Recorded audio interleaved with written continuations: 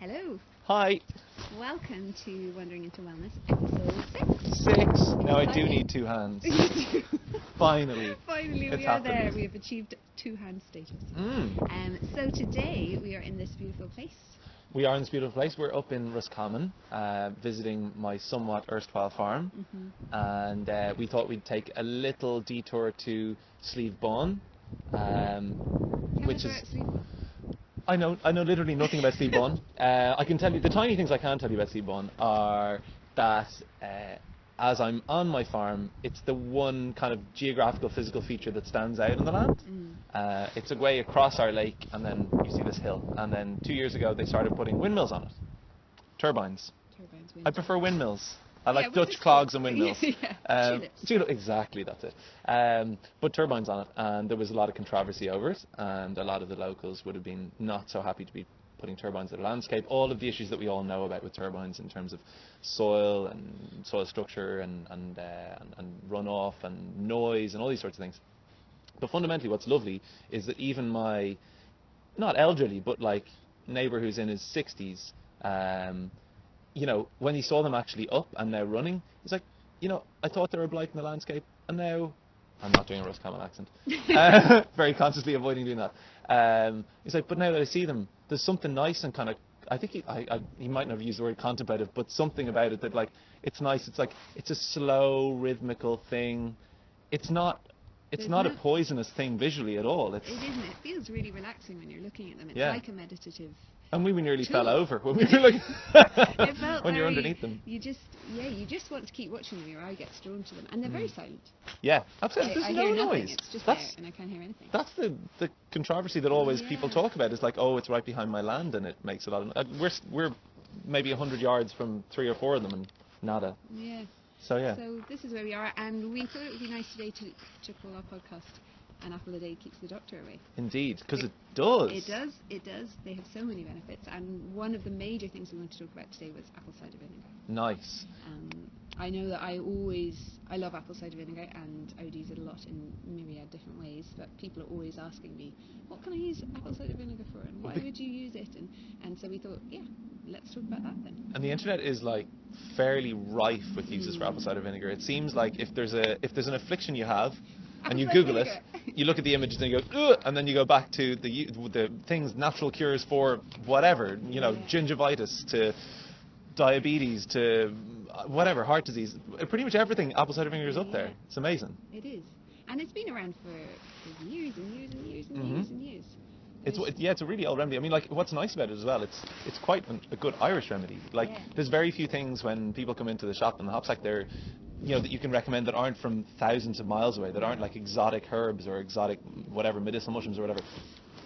But in the case of apple cider vinegar, people have been brewing it in Ireland for hundreds of years and using it here. That and carrageen moss, I feel like my two faves. Yeah, home remedies, you know, superfoods, whatever, but from Ireland, which is nice. Yeah, and that's what we want to do. Part of what we want to do, isn't it? Yeah. Champion Irish. Exactly. Irish people, Irish experts, Irish foods, Irish remedies, Irish landscapes. Irish places, yeah, big time. So it's nice. It's a nice synchronism. Is that the word? Synchronicity. Yeah, why not? It's one of those. Yeah, definitely.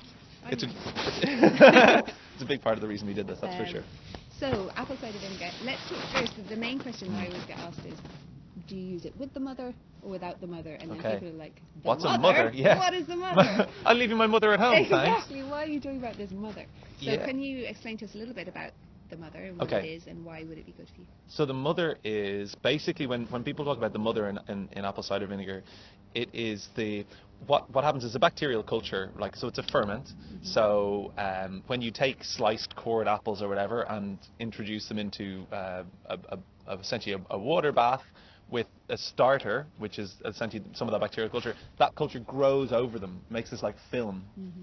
That film is called the mother, and the film is made of like mucopolysaccharides, which are basically the bacteria making their home, make their nice little structural home. So and it thickens over the top layer over time, and it's as the bacteria ferment, they release lactic acid and other acids, and that what drops the pH of the apple cider vinegar, and that's what creates a lot of its benefits, some of those acids, and then also that's what allows it to preserve as well, because anything below like a pH of 4 is pretty much never going to go off. It's very difficult to have any sort of what are food spoilage bacteria present in something as vinegary as vinegar. Vinegary is vinegar. Yeah. And my lovely friend Katie Sanderson, Mm-hmm. who did all the living dinners and makes the white mouse, which is so delicious. One of our faves. We'll talk about that. Is that our first shout out in our podcast? I believe so. I think so. Katie. And kind of a name drop. She's super. She is super. She helps me make our cider vinegar at home with lovely organic seeds. And she was saying that when you make it, you want to leave it in a place that's frequented by people in your house. So it wants to be a place that's alive with people. I love that idea. You're walking around, and it's like part of your house. It's part of it's not a dead place. It's not put away into a place where no one visits. It's part of your house, and it's part of that. And it just like when people talk to plants and they talk about the idea of plants growing better when they get love and attention, it's there, and it's part of the hub of your house. It's in the room that's most used. And it's you're imbuing it with life, and it's imbuing you with life, and all that sorts of kind of energetic things. Picking up on all your ness. Yeah, your ness, whatever your ness is, happens to be at the time.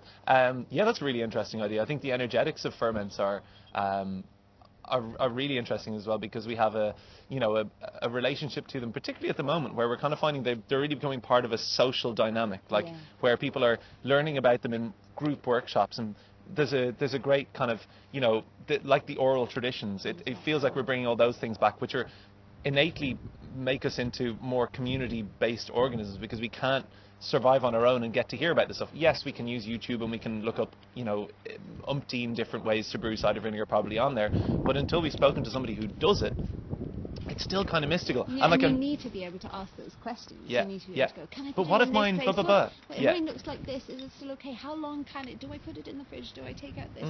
There are so many questions that you have, and I love that there's experts that you go to who've been doing it for years and years, and it is that knowledge that's being passed down generation to generation. And not just that, but you're sharing the cultures.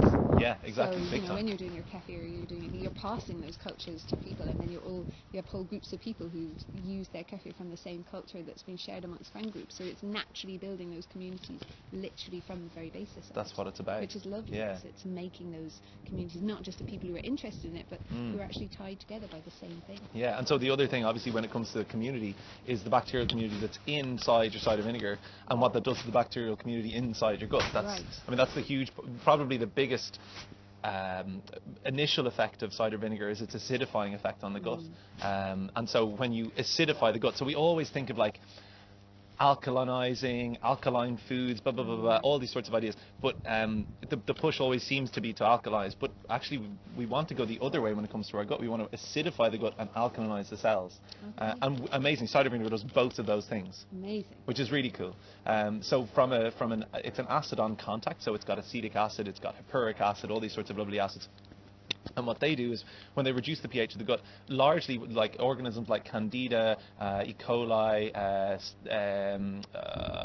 C. diff, these sorts of things, they like slightly more alkaline environment than there are more friendly bacteria, let's say, oxalic acid, acidophilus and rhamnosus and these sorts of guys that love acidic kind of environments. And the more we can culture acidic environments, then the more we get a resilient host kind of community of bacteria in our gut. That we're going to improve nutrient transport, we're going to like modulate inflammation, we're going to protect the gut from antigens, from pathogens, and from like maybe allergens in foods, just strengthening making a more resilient immune system in general as well.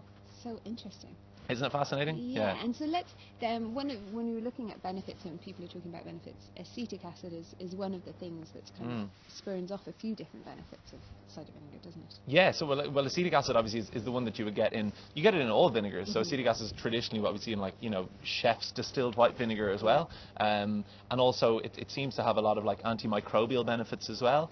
Like as far as the host of things that are in cider vinegar goes, I don't know actually a heck of a lot about acetic acid in itself. Did you read more about it than I did? No, it just seemed to come up every time you were looking at something when you were reading studies about acetic acid. It was acetic acid. Interesting. And then a combination of that plus pectin. Pectin, actually, yeah. So okay, yeah.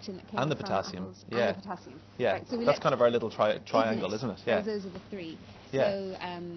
So the combination of the acetic acid and the pectin seems to have an interesting effect on our blood cholesterol. Wow, That's what okay. we were reading about. Yeah, so pectin obviously is a fibre.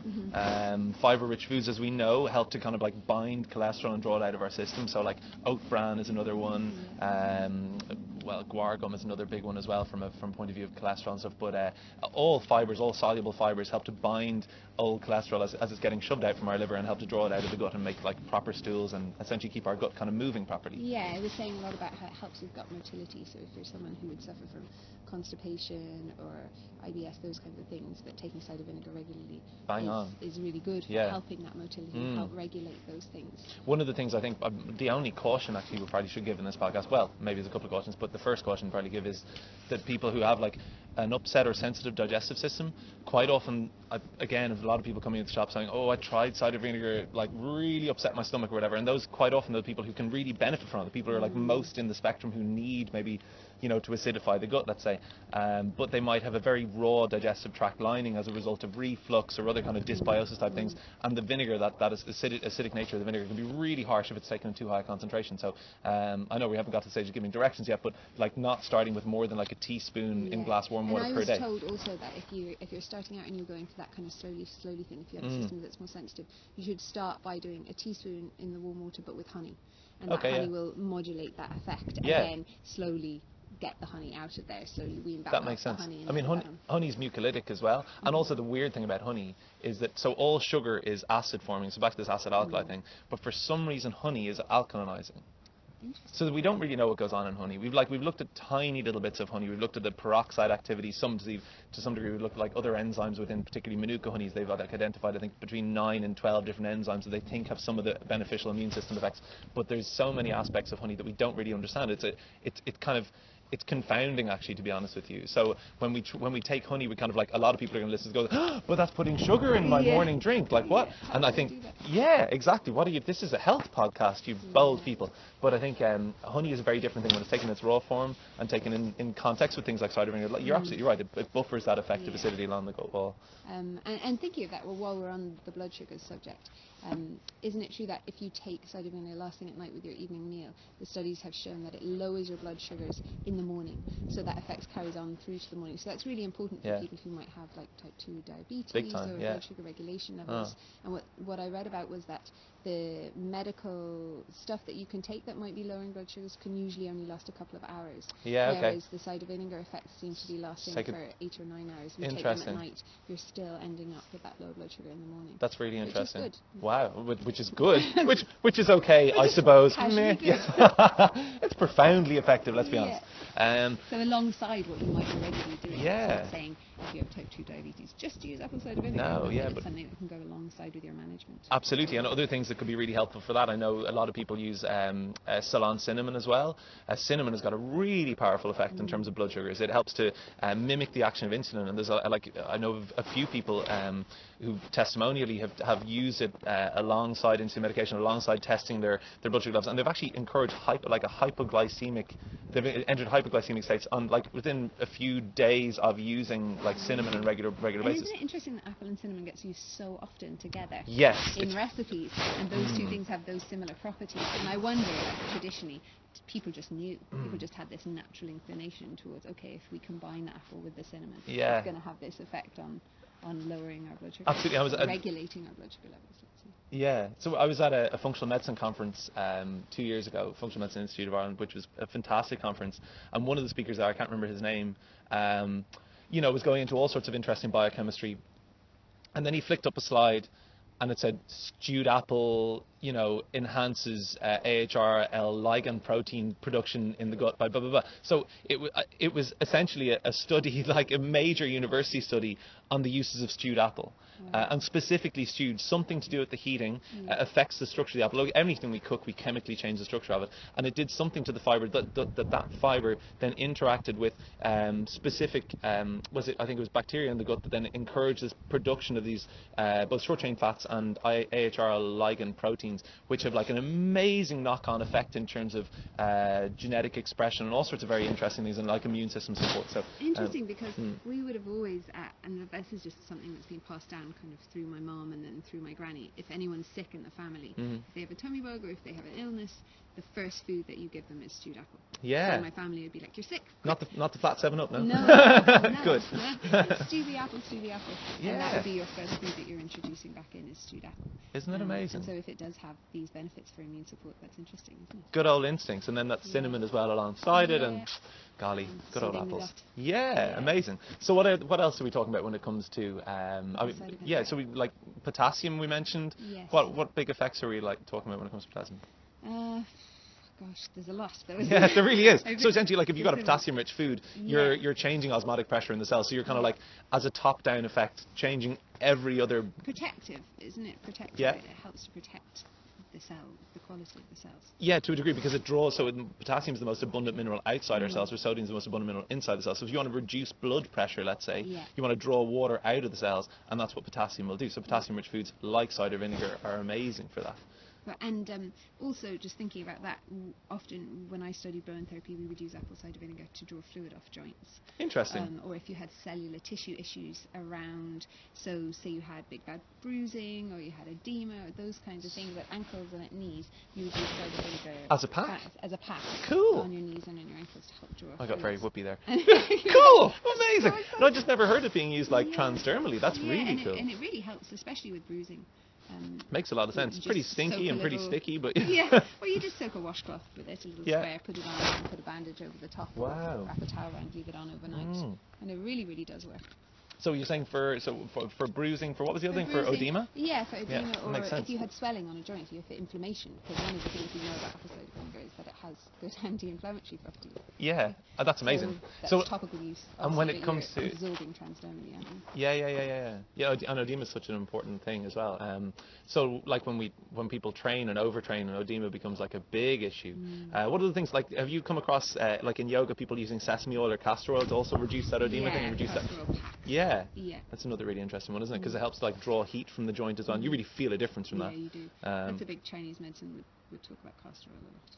Yeah, and I don't know a lot about it because I think the unfortunate thing, it became a bit of a taboo. I think wasn't it used by bulimics or by anorexics at some? I don't know But they stopped selling it in pharmacies for internal use. Apparently, I don't know how many years ago, but I can think a couple of decades. I remember my mum telling me this because it was getting used because you can essentially evacuate your gut, and so it reduces kind of nutrient absorption, reduces like weight gain and that sort of stuff. So it was a bit of a scary thing. But when it's used correctly, wowie, it's a really really powerful medicinal herb essentially. Yeah. Nice. So what other things So then? skin, there's lots of beauty uses. Beauty uses. Here we go. This is your I'll- territory. I'll talk about Face Yoga Lydia talks beauty. I don't know. It's going to be like the heading in my book. Possibly. Oh, you've got a book? Potentially. Ooh, watch out. Yes, anyway. Beauty benefits. You can use it as a toner and an astringent on your face if you're prone to oily skin. It's a good one. You wouldn't necessarily use that if you had a more dry skin tone. Yeah, because it's a bit harsh. Because it's yeah. quite strong. And you can use it, a lot of the times now they're talking about how we overuse products in our hair, that we use too much shampoo, conditioner, then we might use dry shampoo, we might use hairsprays, all this kind of stuff, and that those products layer up and they make our hair more dull. So Yeah. you'd use apple cider vinegar as a rinse at the end of your shampoo and conditioner to help strip away some of that product build-up and Okay. also leave your hair really shiny. Nice. And you just obviously need to make sure that you wash it out properly so you Yeah. don't walk around smelling of cider vinegar. I used to suffer quite a dry scalp, and I started using cider vinegar as a rinse on my scalp. It's a few years ago, and it literally totally cleared it up. So there was like there's a protocol you can use. You can use it for, well, dandruff actually works for as well because it's got some antifungal abilities. But for a dry scalp, because it helps to balance the pH and improve the quality of the acid mantle in the skin, which is that protective barrier. Yeah. And I found, so initially it was vicious and it made it so much worse. And particularly with my rather exposed scalp, it was pretty plain as day. So I was like covering it in like oils and creams and stuff. All good things obviously, but. After I think it was about 2 weeks, and I was like, the concentration was very small, and initially was just like, a couple of teaspoons, cup of water from the shower, and just kind of wash it on, like rinse it in essentially into my scalp, into my voluminous scalp, and then kind of wait for a few minutes and wash the rest of my body, and then and rinse it out. And yeah, after about 2 weeks, like it totally cleared. I don't have a dry scalp at all anymore. This is years later, like, and I haven't really had to go back to it. I'm sure there's other things that change physiologically, and I was doing other things as well, but that was the one that I really noticed. A, it made it so much worse, and then B, like, very quickly made it better. And that's interesting, because that's reminding me, actually, as a fungal remedy, it's so important. Apple cider vinegar. If people have those kind of toenail funguses, or between the toes, runner's athlete's foot, all of that kind of stuff, which people kind of feel really shy about, especially coming to yoga. People always keeping their socks on, and you know that they're just uncomfortable about getting their feet out. Funny. Apple cider vinegar baths in the evening is a really good way to deal with that. Makes a lot of sense. Just to keep your feet really clean, and just to get rid of those areas that get hot and damp. Obviously, it's great for there's a secret runner's trick as well. I got told by a runner once in the shop. They wee on their feet in the shower. Oh, I heard that, actually. Yeah. It makes a lot of sense. Like, actually, I mean, it makes total sense. Because, again, there's lots of acids and lots of things. Without getting into, like, urine therapy, which I've never tried. Have you tried? I have not tried. Are you being honest? Not on purpose. Okay. Whoa! Let's not go there. But, okay. I mean, like, there may have been a situation where, like, I'm in the shower with my son, splashback happens. Oh, I mean, like, fantastic. Like, you're poor. Okay, yeah. You may not have. I hope I haven't. intentionally hope I haven't. Not like there was some accidental situation. I don't even know what that would be. I don't know either. I love it. Oh, you poor thing. Why do you always walk into, like, your car crash in episode 4, was it? Oh, wow. Like, I feel like I'm going to have to set you up for some now. I didn't set you up for that, I promise. That was all your own doing. You gave that to yourself. Not intentionally. You took it there. Okay, so rein it back in now. Yeah, so mistaken urine therapy. So what other things apple cider vinegar? So one of the other things that it's fantastic for, obviously, as an antimicrobial, is for sore throats. Like, it's the best, not the best. Okay, that's one of the best. There's like a list of things that I use when I have a sore throat, at the start of a sore throat. Gargling with sage tea, gargling with obviously salt water. Everybody knows about that one. Propolis, oregano oil, and also cider vinegar. So mixing all those into a big nasty mess and gargling with it is like whompingly good for helping to get to a sore throat, or even, like, more serious stuff when you got someone got these little spots white in the throat. It's a powerful antimicrobial. It's a good mix. Yeah, and they say also if you're using mouthwashes for bad breath, that kind of stuff, it's really, really good for that. Yeah. Because now there's lots of studies saying that mouthwashes really damage the bacterial culture in your mouth, and actually they can make it much worse and create those environments. And so instead of doing that, you should just be mouthwashing with your cider vinegar, and that's really good for preventative. Makes sense, yeah. Keeps everything and also, as you're, like, one of the really interesting links between, so there's a profound link between gingivitis and gum disease and heart disease, because there's such an amount of circulatory kind of supply to the mouth. Any inflammatory compounds that are produced as a result of that gingivitis, what the bacteria give off, have been shown to, like, transmit to the heart. So there's a really strong, like, causal link there, like, between, and a spectrum of things, obviously, but between gingivitis and heart disease. So if you want to help your heart, weirdly, rinsing your mouth with cider vinegar might be really helpful, or oil pulling, or all those number of other processes that are ways that you can keep your oral health naturally. Absolutely. I like trying to find these ways where you're not just constantly buying products that cost more money. Absolutely. They're things that you have in your cupboard and you can use them for so many things. It's the coconut oil of vinegars.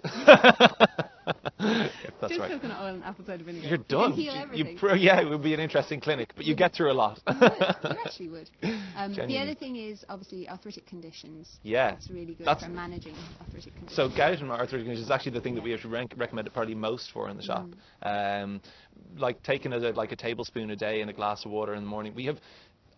People are coming back and talking about, like, testimonially, that's the only thing they do. And it's weird because when they, people obviously are trying lots of different things, and it's difficult to isolate what's actually working, but when they stop doing it, which quite often, like, we're humans, we just fall off the wagon from time to time, they notice the symptoms come back, they start taking cider vinegar again, and the symptoms fade away. So the hippuric acid, as I understand it anyway, helps to break down uric acid crystals that gather the joints, which is one of the reasons that you get that swelling on fingers and swelling on joints.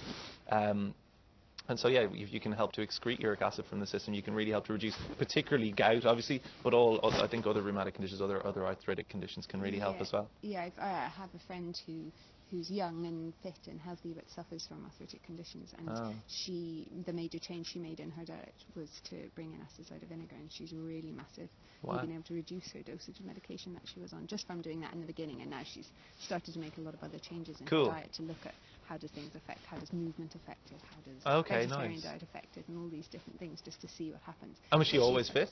Yeah. Okay, she was fit and then got her. Wow, ouch, that's a tough. What age is she? I'd say she's 32. Wow. Okay, Yeah. that's really tough. And it's not rheumatoid arthritis. It's not the No. autoimmune version. No. It's the Yeah. wear and tear. Yeah. That's very rough to Isn't have in it? your 30s. I know. But and what's nice about, I suppose, starting with something like apple cider vinegar, I don't know if she was into or not into kind of natural remedies, but it's a great It's kind of such like, an easy it's a way gateway, in. yeah, a gateway natural remedy. And when people kind of like, you know, buy into one thing or make one positive change and like from themselves, they begin to kind of like open the door and go, okay, well, what about all those weird Yeah, things okay, that natural Lydia or Finn were talking about Yeah. before? Yeah. And it's nice to kind of get that an easy way to make a quick change, and then you can start to make the more fundamental changes to follow on. Exactly. And I think the other thing is it's nice that you can find Irish ones. You know, Yeah. there are local ones that you can make your own. Absolutely. You know, and it's not something that we're having to kind of constantly outsource, like you were Yeah. saying in the beginning. It's so nice to feel like you're doing something that's a local remedy that's from our area, that has heritage here, that's Massively. been proven to help our bodies. Yeah. our types of body. Yeah, I think there's a strong case for not buying into taking, you know, a lot of remedies from abroad and looking at, you know, I think constitutions and physiologies that grow in a certain place, the same as plants, like they're built to go alongside certain plants that grow in a certain place. Funnily enough, we've so much of an issue in Ireland with excess damp in our environment, and amazingly we have one of the best, I think, eucalyptics and expectorants known to man, which is carrageen moss, like growing on our shores, and it's a really no accident. it's no accident. I fully believe that. Yeah. Yeah. So do you have a specific, if you weren't going to be making your own, if you weren't comfortable with that yet, or you didn't know how to, do you have a cider vinegar Ones that I you like? can recommend? Yeah. So I think we carry about 4 different brands that I really like. The most important things to get, you want to make sure it's organic, it's unfiltered, and it's unpasteurized. Actually 3 things. There you go. So yeah, those. And that will mean naturally that it has the mother. Exactly. If it's unfiltered, it'll have the mother. If it's unpasteurized, it'll be live and have some probiotic culture left in it. And if it's organic, obviously you're just trusting there's not going to be pesticide residue, etc.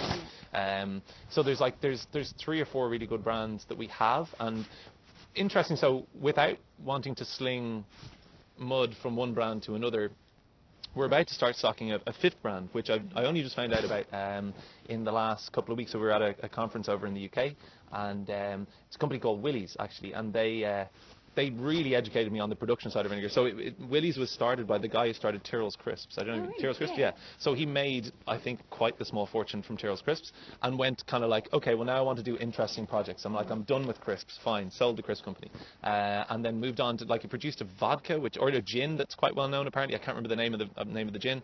And then also on the backside of that, he bought orchards and started making apple cider vinegar. Yeah. And so the lovely thing, so the apple cider vinegar, the gin or vodka thing was his big kind of corporate enterprise. I don't know how much I'm telling outside school here, but anyway, that made him, you know, his, again, another fortune on top of a fortune. But there was no real soul in it, or he didn't feel there was a real soul in it. Understandably, it's selling alcohol. It's, you know, it's got its uses, but It's a different kind of thing. it's a different thing. And so he kind of wanted to do something that was kind of real again, and was kind of homegrown. And so he bought these orchards and started up apple cider vinegar production on a tiny level, like micro level. But the beautiful thing is being made with a company that has the resources of this global, you know, monstrous gin brand. So it's kind of cheating in a way. But what it does allow them to do is it allows them to be very slow with their production. So one of the problems with apple cider vinegar when you're producing it, you have to acetylate it. Acetylation takes, in proper cider vinegars, 2 months minimum. And so what most big companies and even good raw organic companies are doing, they're like adding acids in to improve, to speed it up, or even minorly heating it above room temperature but keeping it still raw, to encourage a faster process. Like, in all honesty, you can't say that a cider vinegar is good or bad, you know, based on that. But I genuinely feel that, you know, if you're going to use a product that's been traditionally made for centuries in a certain way, I think sticking to that, adhering to certain principles of that, and in terms of the time spent in it, it makes sense to me. Written that wooden barrels is really important. They're also put into whiskey barrels. They're grown. So you get and over that 2 months you get a more loss. You get that, what's it called? The spirit. Oh, what's it called? Oh golly. Anyway, there's a certain amount that's always lost in that fermentation process. So it concentrates more essentially, that you never get when you're making it over a short period of time. So Willys. There's some Willys cider vinegar. Check that out, guys. We brought a little, doozy little one. So Willys apple cider vinegar with the mother, this is tonic or dressing. Will we have a little nip of it while we're here? Now, usually we'd suggest to kind of like, you know, dilute this, but hey, we're here, so why not? We haven't got anything to dilute it with. Do you want to try first? Yeah. Cool. There you go. I can have your cooties. Neat. So what do you think? It's really appley. It smells like apple juice, actually, which Doesn't is it? funny. And I don't remember really noticing that with a lot of other brands I've No. used. What I noticed when I made my own was that it was my own one from home was really, really appley, and it was much more like apple Ditto. juice. This is and more like that. much closer to that, for sure. So that's a really, I mean, from an organoleptic point of view, my body is telling me that's the right one. And if it doesn't taste from a what point of view? organoleptic, Let's talk about that. okay. Organoleptic. Just throw that in there. So organoleptic is mouth feel and taste and all the things that your mouth does with things. And is that just organ? Just organ. Just organ, yeah, just it's just the one organ called the organoleptic organ. Is that just for your mouth? Just your mouth, yeah. Organoleptic principles like texture and taste and flavor and just your response that your mouth has to something and what that tells your brain about it. So like something's very bitter or you're saying, I'm eating this delicious cider vinegar dressing on my food. It's organoleptically interesting. Organoleptically,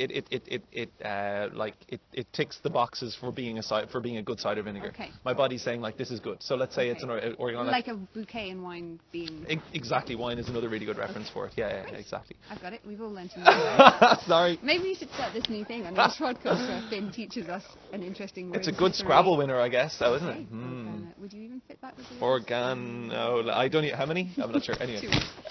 we Digress. I was going to say divulge. We divulge our word. Right. So, anything more to share on cider vinegar, or where are we at?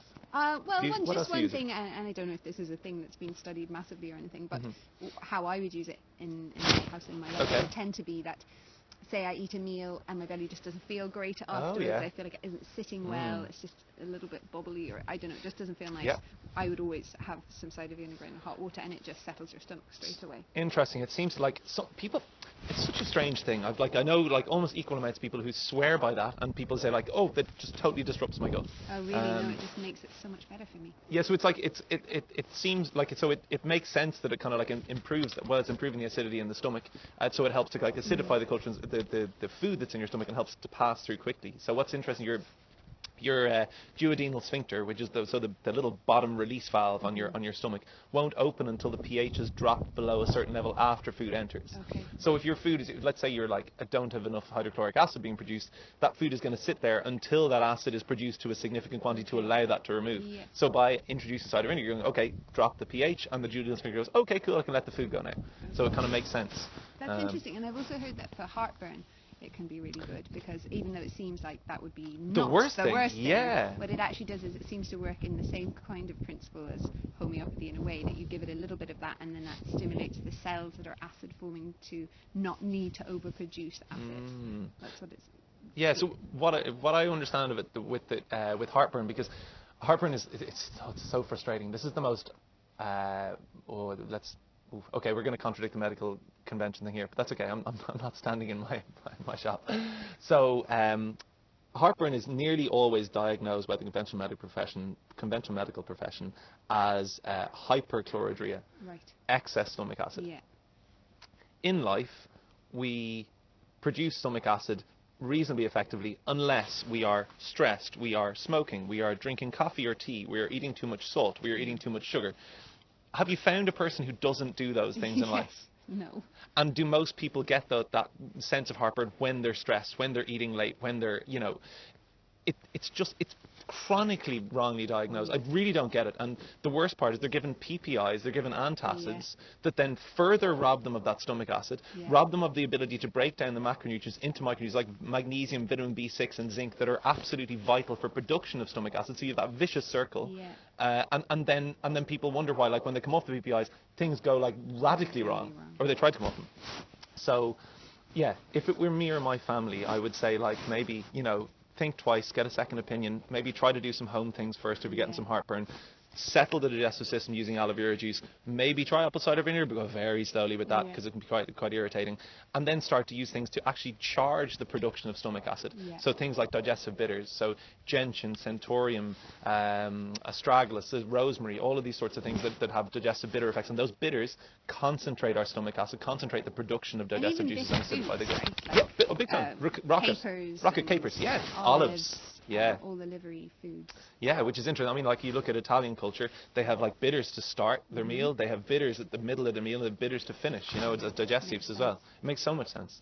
Yeah. Rant over. Sorry. Yes, there we go. I think we've covered our topic.